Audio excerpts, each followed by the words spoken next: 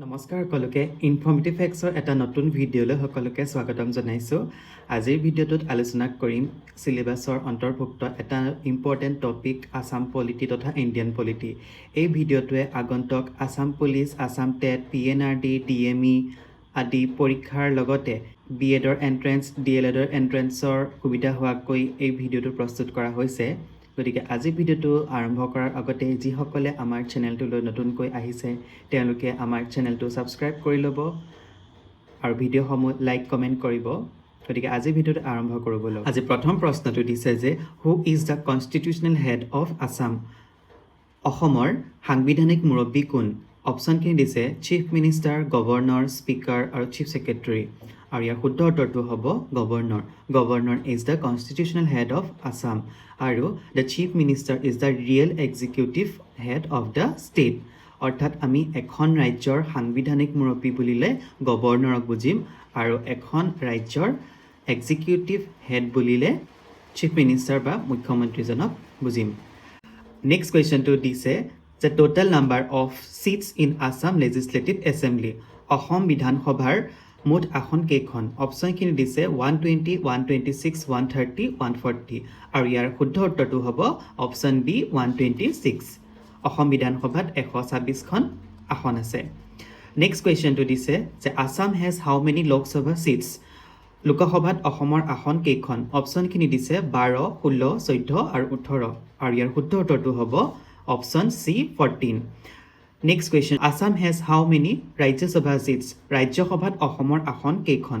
অপশ্যনখিনি দিছে 5, 6, 7, 8 আৰু ইয়াৰ শুদ্ধ উত্তৰটো হ'ব option C 7।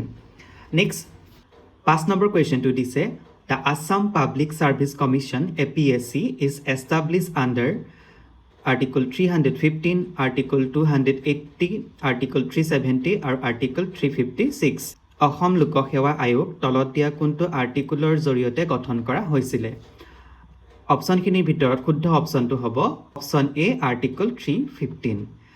Next question what is the correct date of the Assam public service commission establishment? Assam লোকসেৱা আয়োগ গঠনৰ শুদ্ধ তাৰিখটো বাছি উলিয়াবলৈ কৈছে। অপশ্যনখিনিৰ ভিতৰত শুদ্ধ উত্তৰটো হ'ব অপশ্যন চি 1 এপ্ৰিল 1937 আৰু এই অসম লোকসেৱা আয়োগৰ ফাৰ্ষ্ট চেয়াৰমেন আছিলে mister James Hezlett. Next question the Assam accord has signed in? Assam চুক্তি কেতিয়া চাইন কৰা হৈছিলে? অপশ্যনখিনি দিছে option A 1979, option B 1985, option C 1990 আৰু অপশ্যন ডি 2000 আৰু ইয়াৰ শুদ্ধ উত্তৰটো হ'ব option B 1985। Next question the Panchayati Raj system in Assam is based on how many tyres?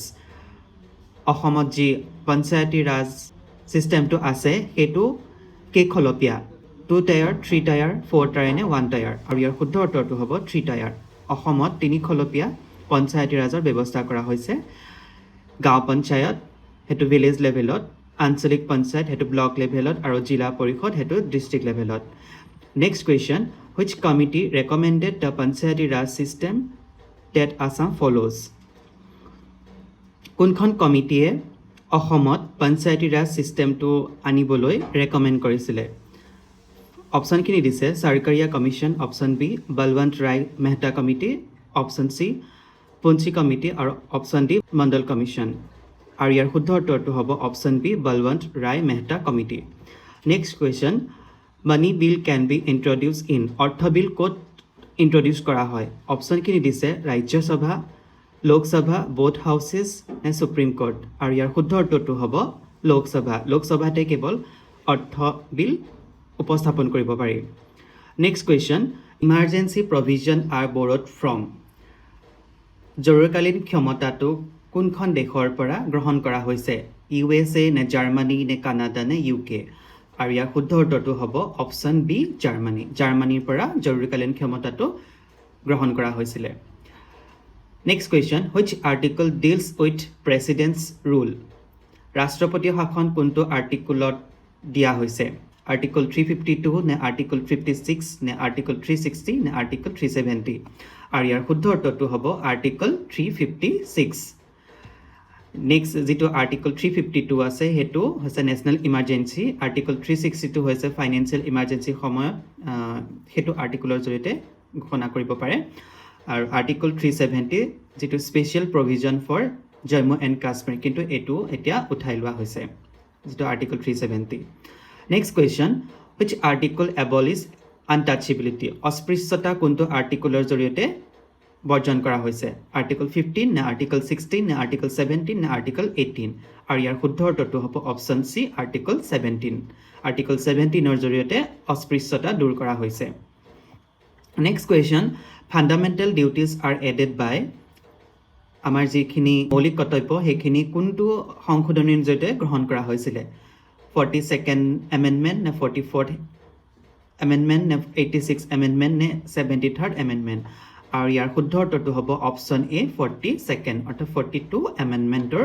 জৰিয়তে next 15 number question the vice president is the ex officio chairman of Lok Sabha নে ৰাজ্যসভা নে supreme court নে নীতি আয়োগ ভাইচ প্ৰেচিডেণ্ট অৰ্থাৎ উপৰাষ্ট্ৰপতি কোন তলত দিয়া কোনখন সভাৰ এক্স অফিচিঅ চেয়াৰমেন আৰু ইয়াৰ শুদ্ধ উত্তৰটো হ'ব option B Rajya Sabha vice president is the ex officio chairman of Rajya Sabha next question the supreme court of India was establish in ভাৰতৰ উচ্চতম ন্যায়ালয় কেতিয়া গঠন কৰা হৈছিলে আৰু ইয়াৰ শুদ্ধ উত্তৰটো হ'ব 1950 চনত next question Panchayati Raj institution in Assam R establish under অসমত পঞ্চায়তী ৰাজ ইনষ্টিটিউশ্যনছবিলাক তলত দিয়া কোনটো এমেণ্ডমেণ্টৰ জৰিয়তে এষ্টাব্লিছ কৰা হৈছিলে 72 এমেণ্ডমেণ্ট নে 73rd এমেণ্ডমেণ্ট নে 74th এমেণ্ডমেণ্ট নে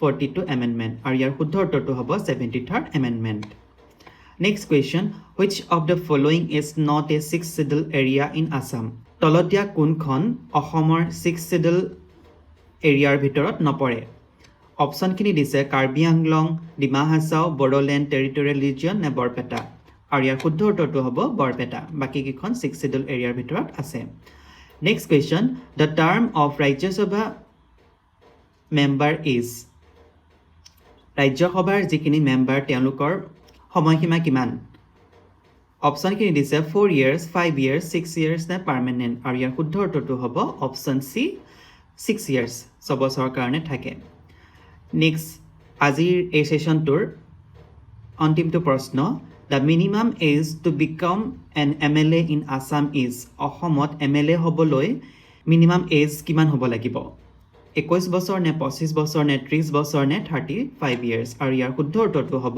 অপশ্যন বি 25 years 25 বছৰ হ'ব লাগিব MLA হ'বৰ কাৰণে এটা প্ৰশ্ন তোমালোকলৈ লৈ আহিছোঁ এই প্ৰশ্নটোৰ উত্তৰ কমেণ্টৰ জৰিয়তে জনাবা যে Assam falls under which constitutional schedule for tribal areas 5th schedule নে 6th schedule নে 7th schedule নে 9th schedule এই প্ৰশ্নটোৰ উত্তৰ তোমালোকে আজিৰ ভিডিঅ'টো চাই দিব পাৰিবা গতিকে শুদ্ধ উত্তৰটো তোমালোকে কমেণ্টৰ জৰিয়তে জনাবা আজিৰ ভিডিঅ'টো চাই যদি ভাল পালা তেন্তে লাইক কমেণ্ট শ্বেয়াৰ কৰিবা চেনেলটো ছাবস্ক্ৰাইব কৰি ল'বা অনাগত দিনত নতুন নতুন ভিডিঅ' আনি থাকিম গতিকে আজিলৈ ভিডিঅ'টো ইমানেই ধন্যবাদ